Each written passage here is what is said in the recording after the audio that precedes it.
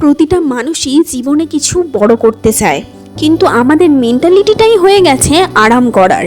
প্রতিটা মানুষের মধ্যেই কিছু না কিছু করার ক্ষমতা রয়েছে, কিন্তু আমাদের সস্তার মেন্টালিটির জন্য আমরা পিছিয়ে পড়ি।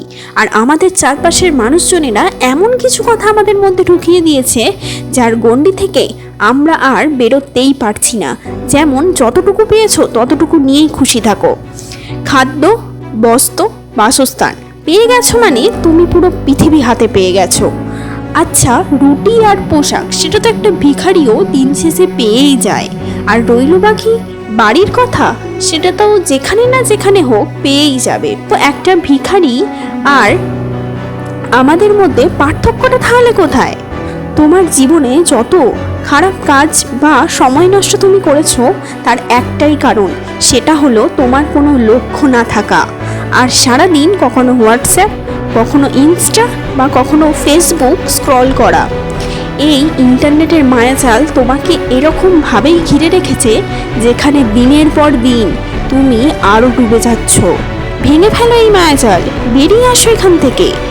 এমন কিছু করে দেখাও যাতে লোকের মুখ বন্ধ হয়ে যায়।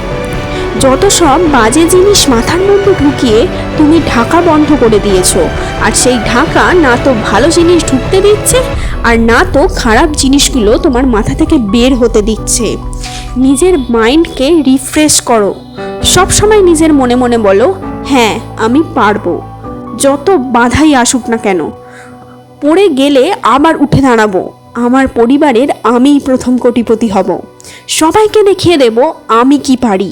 যদি ভরসা ভাগ্যের ওপর করো, তাহলে ঠিক ততটুকুই পাবে যতটা ভাগ্যে আছে। আর ভরসা যদি নিজের ওপর করো, তাহলে ঈশ্বর তোমাকে সেটাই দেবে যেটা তুমি চাও। তাই আমি এই বিশ্বাস আর ভরসার সাথে এই ভিডিওটা শেষ করছি, যে তুমিও একদিন কোটিপতি হবে।